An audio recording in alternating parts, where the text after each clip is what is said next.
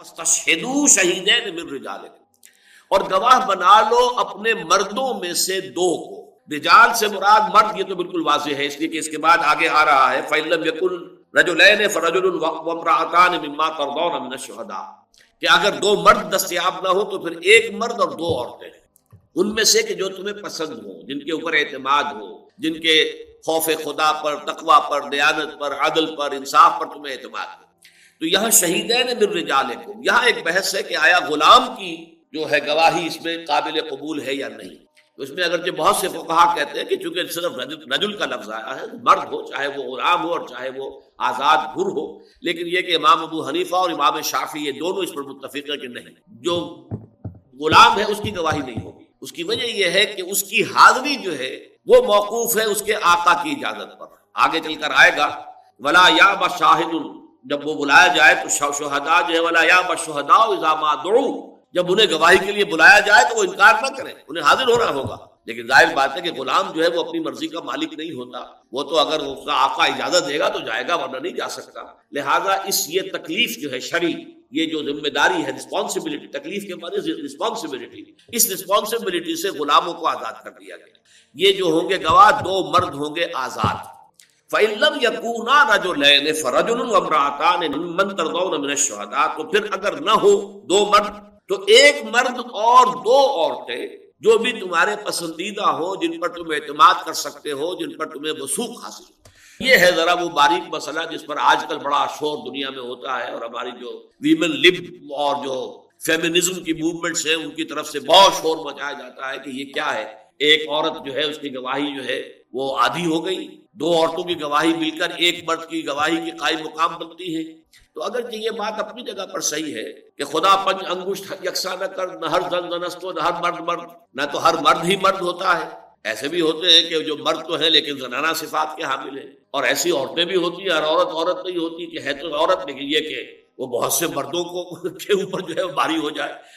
پہلوان عورت ہو، ہر طرح کے جو ہے آپ کو ایکسیپشنز مل جائے گی۔ ابھی جو کچھ اولمپکس کے اندر ہو رہا ہے، کیسی کیسی پہلوان عورتیں وہاں پہ آپ کی بھی نظر پڑی ہوگی۔ تو اس حوالے سے نہ ہر زن زنستو، نہ ہر مرد مرد، خدا پنج انگوش یکساں نہ کر۔ لیکن ایک بات یہ کہ اپنی جگہ پر جو اسٹیٹسٹکس ہیں اس کے حوالے سے فزیولوجی نے، اناٹومی نے اول تو یہ ثابت کیا ہے کہ اپنے جسمانی ساخت کے اعتبار سے مرد اور عورت برابر نہیں ہیں۔ عام طور پر عورت کا سائز مرد سے چھوٹا ہے، دماغ کا وزن ایوریج عورت کے دماغ کا مرد کے دماغ سے کم ہے، مختلف اعتبارات سے۔ اور پھر یہ کہ ہمیں معلوم ہے کہ عورت میں اصل حسن اس کی نزاکت ہے، مرد میں اس کا حسن اس کی جو ہے قوت ہے۔ مرد کے لیے ہمارے ایک پروفیسر اناٹومی کے ہوتے تھے، وہ یہ کہا کرتے تھے کہ مرد کو، یعنی مثالی مرد کے لیے اگر لفظ آئے گا دیو قامت انسان، یہ گویا کہ ایک بہت زبردست انسان مرد جو ہے، اور عورت کے لیے پری، وہ تو نازک ہو، نرم و نازک ہو، تو ظاہر بات ہے کہ وہ عورت کا حسن ہے اس کے اندر۔ اس حوالے سے یہ برابری کا جو بھی دنیا میں دعویٰ کیا جاتا ہے، اگرچہ اسلام نے برابری دی ہے ایک تو اس اعتبار سے کہ as human beings they are equal, کوئی اونچ نیچ نہیں ہے، کوئی انفیریئر نہیں، کوئی سپیریئر نہیں۔ ان کی شرافت جو ہے، شرف انسانیت میں برابر کی شریک، احترام انسانیت میں برابر کی شریک۔ بعض اعتبار سے اونچ نیچ کی ہے تو اس میں بھی کمپنسیشنز ہیں۔ قانونی اعتبار سے باپ کے حقوق زیادہ کر دیے گئے، سیپریشن ہو جائے گی تو اولاد اصل میں تو باپ کی ہوگی اور باپ ہی کی طرف منسوب ہوگی، ابن فلاں ہی رہے گا، وہ ابن ماں کی طرف تو کبھی اس کا جو ہے وہ حوالہ نہیں دیا جائے گا۔ لیکن یہ ہے کہ خدمت کے معاملے میں ماں کو 3 درجے مقدم کر دیا، اور جنت کو بتایا کہ وہ ماؤں کے قدموں کے تلے۔ اس حوالے سے اس کے اندر جو ہے ریسیپروکل جو ہے کمپنسیشن رکھی گئی ہے شریعت کے نظام میں۔ لیکن اس خاص معاملے میں جو گواہی کا معاملہ ہے، اس میں جو میری ایک سوچ ہے وہ یہ ہے در حقیقت کہ اللہ تعالیٰ نے مردوں اور عورتوں کو جو بنایا ہے تو اس میں جو نیچرل نظام رکھا ہے وہ یہ ہے کہ عورت کو ہمیشہ نمبر 2 کا رول پلے کرنا ہوگا۔ الرجال قوامون علی النساء، ظاہر بات ہے کہ ہر مرد کی بھی ضرورت ہے کہ اس کی شادی ہو، ہر عورت کی بھی ضرورت ہے کہ اس کی شادی ہو۔ مرد بھی نامکمل ہے اور عورت بھی نامکمل ہے بغیر شادی، دونوں کا ازدواج ہوتا ہے تو اس سے آگے نسل چلتی ہے، دونوں کے اپنے فطری تقاضوں کی تکمیل ہوتی ہے۔ اس حوالے سے لیکن دونوں مل کر جب ایک خاندان بنائیں گے تو یہ ایک ادارے کی شکل میں ہے، اور ادارے میں ظاہر بات ہے کہ 2 سربراہ ادارے کے نہیں ہو سکتے کہ جن کے اختیارات بالکل مساوی ہیں۔ وہ تو پھر ادارہ جو ہے اس کی جو فاتحہ پہلے ہی پڑھ لیجئے، جس میں کہ 2 جو ہے سربراہ بالکل برابر کے اختیارات والے ہوں۔ اسی کو قرآن مجید بطور دلیل توحید کے لیے لایا ہے کہ اگر اس کائنات میں اللہ کے سوا کوئی اور بھی الہ ہوتے لفسدتا، تو فساد رونما ہو چکا ہوتا۔ یہ نظم جو ہے جو یہاں پر قائم ہے اور جس طریقے سے کائنات چل رہی ہے، اب دو خدا ہے اور دونوں کی اپنی اپنی مرضی ہے، کوئی اس طرح چلانا چاہتا ہے کوئی اس طرح چلانا چاہتا ہے، تو دنگا فساد جو ہے وہ ہوگا۔ لہذا خاندان کے ادارے میں سربراہ کی حیثیت مرد کو دی گئی، الرجال قوامون علی النساء۔ اب ظاہر بات ہے کہ جب عورت کو نمبر 2 کا رول پلے کرنا ہے، اور اس میں ہمیشہ ایسا ہوتا ہے کہ جو نمبر 2 پر ہوتا ہے اسے کچھ صدمے برداشت کرنے پڑتے ہیں، اسے یہ یقین ہے کہ میری رائے صحیح ہے، جو نمبر 1 ہے جو بات کہہ رہا ہے وہ غلط ہے، چاہے آپ ایک ادارے میں ہیں، عورت اور مرد کو چھوڑ دیجئے، آپ وائس پریزیڈنٹ ہیں اور ایک پریزیڈنٹ ہے، آپ کو یقین ہے کہ آپ جو رائے دے رہے ہیں وہ زیادہ صحیح ہے اس فرم کے لیے یا اس انجمن کے لیے یا اس ایسوسی ایشن کے لیے، اور جو صدر بات کہہ رہا ہے پریزیڈنٹ کہہ رہا ہے وہ غلط ہے، لیکن آپ کو ماننی پڑے گی صدر کی بات۔ تو گویا کہ ایک طرح کا صدمہ لینا پڑتا ہے۔ شاک ایبزاربرز ہونے چاہیے، جیسے گاڑی میں شاک ایبزاربرز نہ ہو تو پھر جس طریقے کی جمپ وہ لے گی ہو سکتا ہے کہ آپ کی گردنیں ہی ٹوٹ جائیں۔ شاک ایبزاربر کیوں رکھے جاتے ہیں؟ تاکہ وہ شوق کو اپنے اندر جذب کر لے اور وہ سواریوں کو اتنا محسوس نہ ہو۔ تو یہ جو نمبر 2 کو، یہ ٹھیک ہے کہ اگر عورت قائل کر لے اپنے شوہر کو، بیوی جس طریقے سے بھی ہو، اپیل سے، دلیل سے، اور جو بھی اس کو اللہ تعالیٰ نے دے رکھے ذرائع ان سے وہ اپنے شوہر سے اپنی بات منوا لے، فبیا۔ لیکن فرض کیجیے شوہر اڑ گیا، نہیں یہ بات تو یوں ہوگی، تو اب ظاہر بات ہے فرض کے، اور وہ کوئی حرام شے نہیں ہے، مباحات کے درمیان فیصلہ ہو رہا ہے۔ عورت بھی جو کچھ کہہ رہی ہے وہ مباح ہے، حلال ہے، جائز ہے، مرد جو کہہ رہا ہے وہ بھی مباح ہے، جائز ہے، بچی کے رشتے کا معاملہ ہے، ماں کہیں چاہتی ہے باپ کہیں چاہتا ہے، دونوں جگہ جو ہے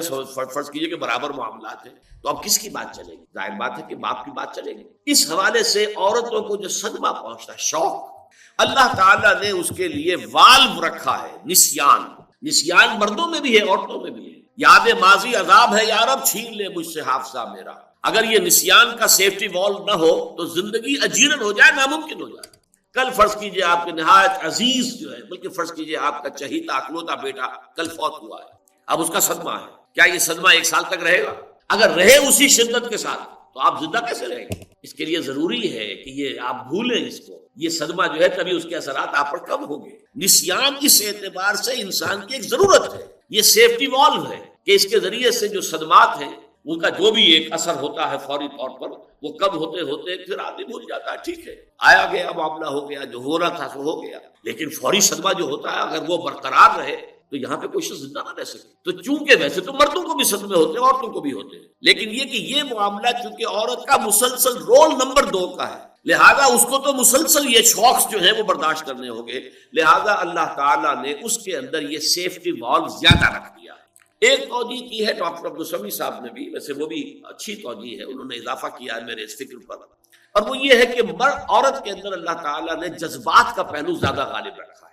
اب ظاہر باتیں سے بچوں کو پالنا ہے، پرورش کرنا ہے، یہ جذبات ایموشنز جو ہے عورت میں زیادہ ہوتے ہیں، مرد کے اندر انٹلیکٹ زیادہ ہوتا ہے آن دی ایوریج۔ یہاں بھی بات وہی کہنی پڑے گی کہ نہ ہر زن دنستو نہ ہر مرد مرد، لیکن یہ کہ آن دی ایوریج یہ کہ عورت کے اندر ایموشنز کا، جذبات کا پہلو غالب ہے، اور مرد کے اندر انٹلیکٹ کا، فیصلے کا، ٹھنڈے دماغ، دل و دماغ سے سوچ کر فیصلہ کرنے کا غالب ہے۔ اس حوالے سے بھی عورت کے اندر پھر نسیان کا پہلو زیادہ ہو جاتا ہے۔ لہذا یہاں پر ایک مرد اور 2 عورتیں یا 2 مرد، اور یہ بھی نوٹ کر لیجئے کہ 4 عورتوں کی گواہی کافی نہیں ہوگی، ایک مرد کا ہونا لازم ہے۔ ایک مرد، البتہ ایک مرد کے قائم مقام 2 عورتوں کی گواہی ہو جائے گی، اور اس کے بعد اس کی حکمت بیان کر دی، ان تضل احداہما فتذکر احداہما الاخری، کہ اگر بھول جائے، بھٹک جائے، اسے پوری طرح یاد نہ رہے کیا بات طے ہوئی تھی، کیا بات تھی، تو یہ کہ دوسری اس کو یاد کرا دے۔ اس حوالے سے یہ کہ دونوں مل جل کر ایک دوسرے کی کمی اور تلافی کرتے ہوئے وہ شہادت کا حق ادا ہو سکے جیسا کہ اس کا حق ہے۔